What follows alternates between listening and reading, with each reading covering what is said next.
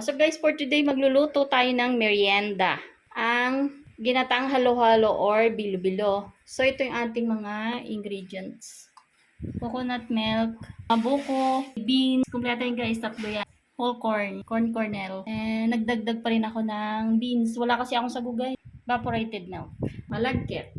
Sweet potato, banana or saba. White sugar and glutinous rice flour and vanilla. So guys, kompleto na yung ating lulutuin. Kunti lang yan. Isang malaking coconut siya. Bibilo-bilo ko muna kasi to guys. So tapos kuha tayo ng konti, titira para sa sabaw dadagdag natin. Para dumami-dami yung sabaw. Kasi kukunti yan guys eh. Yan. Kukunti yung ating coconut milk. Isasama ko yung gata. Lulutuin ko muna yan. Tapos ito habang nagpapakulo guys niyan ng ating coconut milk, bibilo-biluhin naman natin to. Ayan guys, ilalagay ko na muna. Dagdag ako ng 3 cups of water. Kasi kukunti yung aking coconut milk. Ito yung pang 3. Lulutuin mo natin malagkit guys.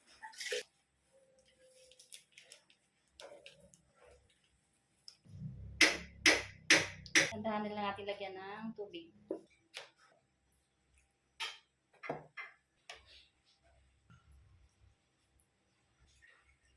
Tignan natin guys. Apat lang naman kami guys eh. Kaya hindi ko ubusin yung ating malagkit. Glutinous rice flour. Dahan-dahan. Binigla mo kasi guys, baka mamaya malugaw.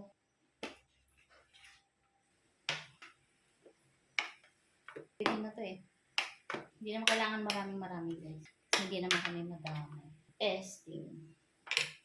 Ayun, sakto guys ah. Meron kami namimigay ng kapitbahay. Hindi daw kami namimigay ng kapitbahay guys. Maglalagay pala ako ng oil. Naglagay ako ng konti. Powder lang. Papahalo nga nung gata ko pa. Guys, yung sinalang ko na kasi. Yung asawa ko pinapahalo ko. Rice to.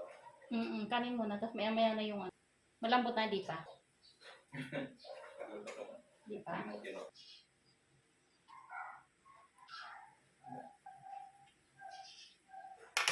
Guys, matagal to. So, stay tuned muna kayo dyan. Okay guys, tapos na yung ating bilo-bilo. Yan. Kunti lang yan.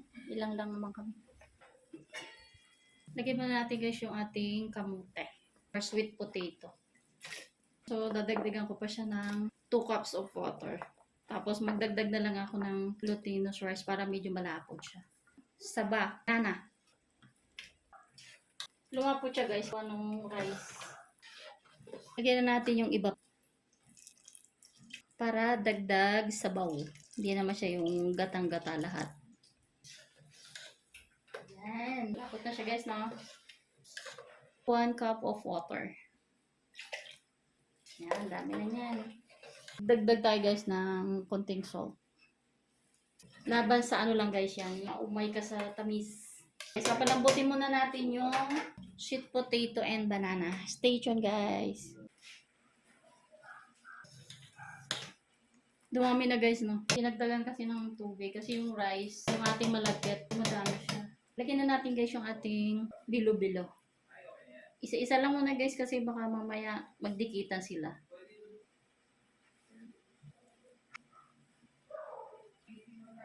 Baka dumikit kasi guys eh. Hindi pwedeng sabay-sabay. Huwag muna natin siyang haluin. Kasi baka sira siya, mabiyak. Kaya muna natin siya.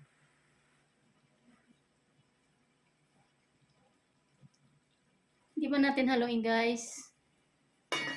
Pakuluin muna natin saglit. Okay guys, magdagdag tayo ng, ito naman yung may glutinous rice.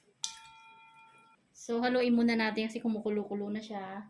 Parami pala yung ating rice. Isang taka lang. Yung ating malagkit.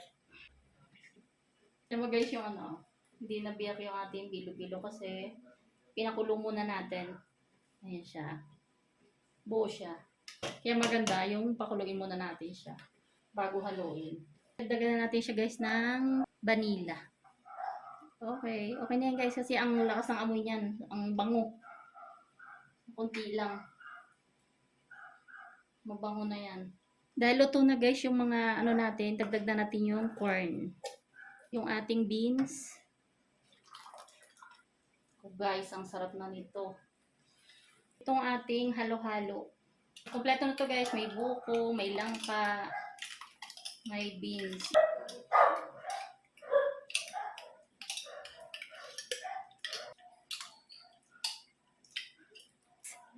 Nalagay na natin. Ang ano sana to guys, sa halo-halo mismo, yung malamig. Dumi siya dahil sa sabaw. Grabe guys, nung napuno siya ng uso. Kaya isang gata lang nilagay ko, milk yun lang, kasi magiging ganyan siya karami. O diba? Dami niya. Tapos sagling kulot lang to, kulo lang to guys, kasi luto na sila lahat. Maglagay tayo ng sugar. Kunti lang guys, kasi napakatamis na niya. Kasi halo-halo natin guys, mapaka-sweet na niya. So dagdagan na lang natin. Dumami siya dahil doon sa mga sinama-sama nating halo-halo. Luto na siya, saka ko lang siya nilagay. O, diba? Tikman natin guys. Sige. Kuya, tikman mo nga. Kulang na. Oo. Sa Konti sugar. lang. Tapos okay na na. Wala siyang tamis halos. Kalahati siya guys, oh. Ilagyan natin siya ng parang 1/4. Half kilo. So 1/4.